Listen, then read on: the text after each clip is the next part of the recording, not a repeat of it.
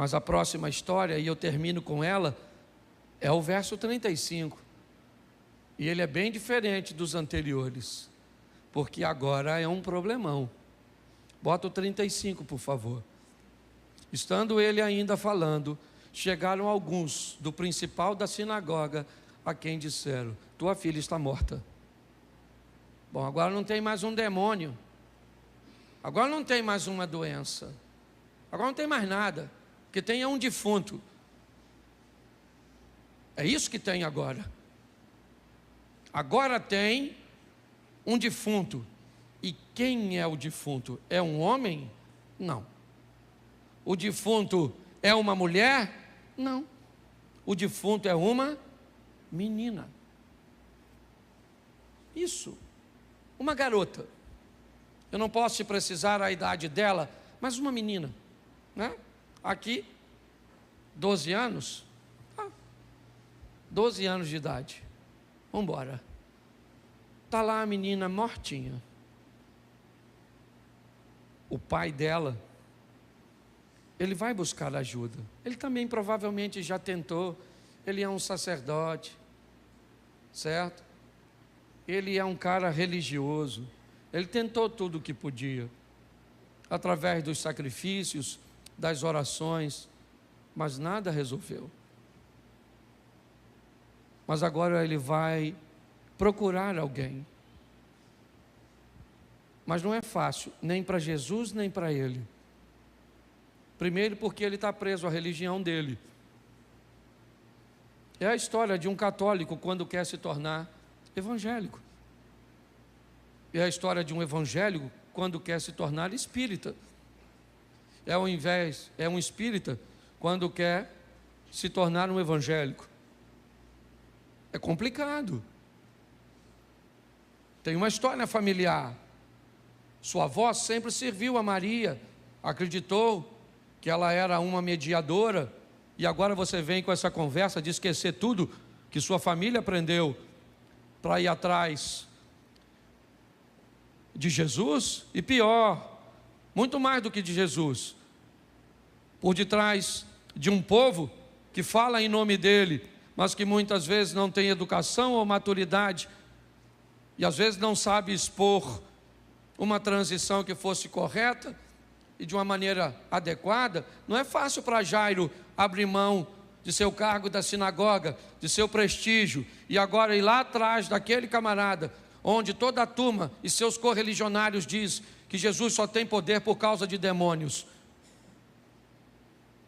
E também não é fácil para Jesus entrar na casa de um camarada como Jairo, levar seus discípulos consigo. Eles não estão a fim de ir. E o que tem lá? Uma menina morta. Pô, Jesus, se tivesse um demônio, nós temos o exemplo do gadareno. Se tivéssemos um demônio, uma doença, nós até entendemos. Mas agora a menina já morreu. Vamos voltar para Davi? Por que você parou de chorar, Davi? Por seu filho que está morto? Porque enquanto ele estava vivo, eu chorava e jejuava e orava. Mas agora que ele está morto, eu não tenho mais o que fazer. É isso que Davi disse, sabe? Jesus é descendente de Davi, mas a diferença entre Jesus e Davi é que Davi não pode fazer nada no que diz respeito à morte, mas Jesus pode, porque ele pode entrar com providência no impossível, no que ninguém pode fazer. Quando os homens falam, eles estão certos. Não incomode mais o mestre. Ô Jairo, deixa Jesus para lá, cara. Aliás, se você não sabe, Jesus não estava nem muito longe de sua casa quando isso aconteceu. Ele havia acabado de descer de volta do demônio que libertou lá, e está descendo, provavelmente já em Cafarnaum. Assim que saísse da água com o barquinho, logo à frente, talvez 150, 200 metros, estaria a casa da sogra dele. Se você for mais um pouquinho, talvez menos de 100, 150 metros, estava a sinagoga de Jairo. Talvez ele morasse um pouco depois, a casa dele não tem como se saber onde era, mas é importante nós entendermos isso. Quando nós estamos olhando, o que eles estão dizendo quando nós lemos essa passagem, qual é a distância que você imaginou? Que às vezes a gente imagina que ele estava indo daqui, certo? Lá para Santo Antônio, lá para... Não era tão longe assim não. Quando você vai conhecer a história de Israel, você vai descobrir que ela passa num espaço muito pequeno. As cidades eram muito pequenas, e a distância entre elas também. Para fazer uma comparação aqui, para ficar mais fácil, se você já foi, por exemplo, a Gramado, entender o que é Gramado e Canela, duas cidades tão próximas, só para você entender. O que eles estão dizendo é: ô Jairo, não incomoda mais ele, porque se você liberar ele agora, daqui a 10 minutos, ele já está em casa. E Jesus olhou para Jairo e disse: Jairo, não temas, crê somente, eu ainda vou na sua casa. Eu não quero saber o que as pessoas estão falando da situação que você está enfrentando. Não quero saber o que as pessoas estão falando do seu casamento, dos seus filhos, da sua empresa, da sua situação financeira, das outras vezes que você tentou ser crente.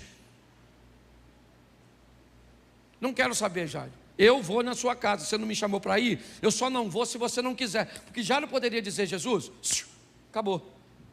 Não precisa ir na minha casa. Minha garota já morreu. E você viu aqui que uma das coisas que precisamos, deixa eu usar a mensagem anterior, é respeitar a decisão dos outros. Vai, vende o que tu tens, dá aos pobres. Ele disse: não estou afim. Jesus disse: beleza, vive a tua vida, que eu vivo a minha. Se você não quer abrir mão do que eu estou mandando para andar comigo, você não anda comigo, porque eu não vou adaptar o que eu estou pregando ao que você quer. Ou é como eu quero, ou vai embora, e direito é seu, vida que segue. É isso que nós estamos vendo aqui. Jairo, eu vou para sua casa. Jairo disse: então vamos. Então vamos embora. E quando Jesus chega na casa de Jairo, não é uma menina doente, esse é o estágio anterior. Não existe um demônio na menina. O problema dela não é esse. Ela simplesmente está morta. E é isso. Para qualquer um ela estaria morta. E não há mentira no Evangelho. Ela está sem vida. É isso. Porém, quando Jesus diz: ela apenas dorme, ele tem um problema para sustentar isso. Porque alguém poderia dizer o seguinte: se ela está morta, mano, você pensa que nós não sabemos nada sobre a morte? Ela só está dormindo? Então vamos lá, nós já checamos os sinais vitais dela. Não há mais batimento cardíaco, não há mais pulsação, não há mais. Nós já examinamos esta menina e ela realmente está morta, para qualquer um, menos para ele. Ele poderia dizer: sobre a morte, vocês sabem muita coisa, porém eu sei sobre a vida. Vamos lá dar uma olhadinha. Mas por favor, Jairo, remova todos os incrédulos, tire daqui todas as pessoas que não têm comprometimento. Ninguém vai ver o acontecido. Preste atenção. Ninguém vai participar disso, a não ser quem acredita. Pega Pedro, Tiago e João, leva e chama o pai e a mãe da menina.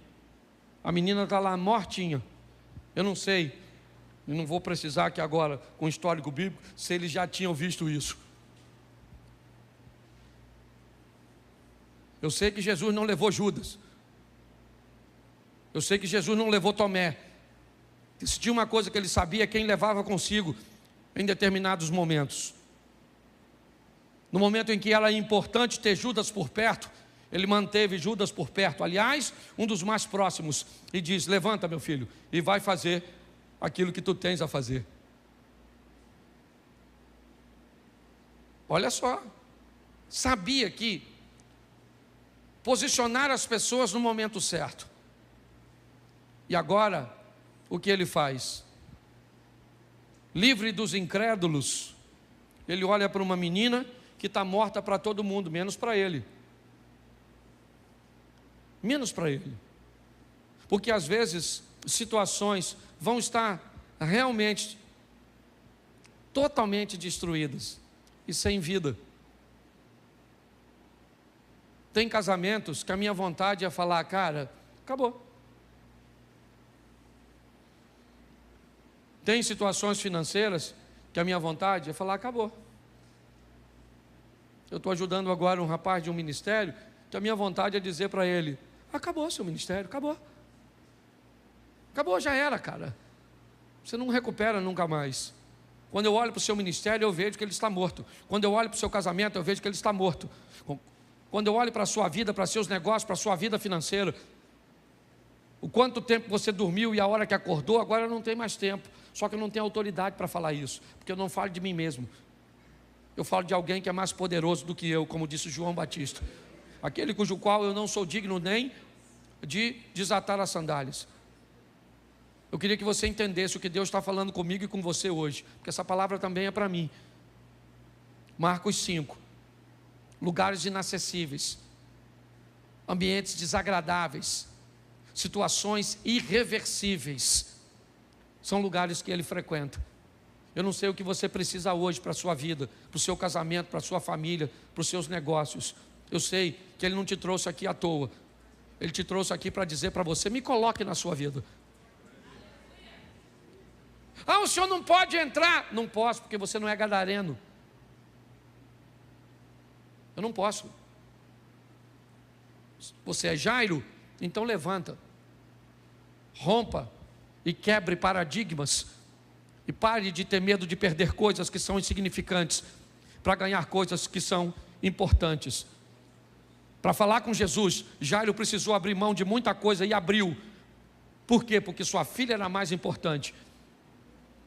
Defina o que é prioridade.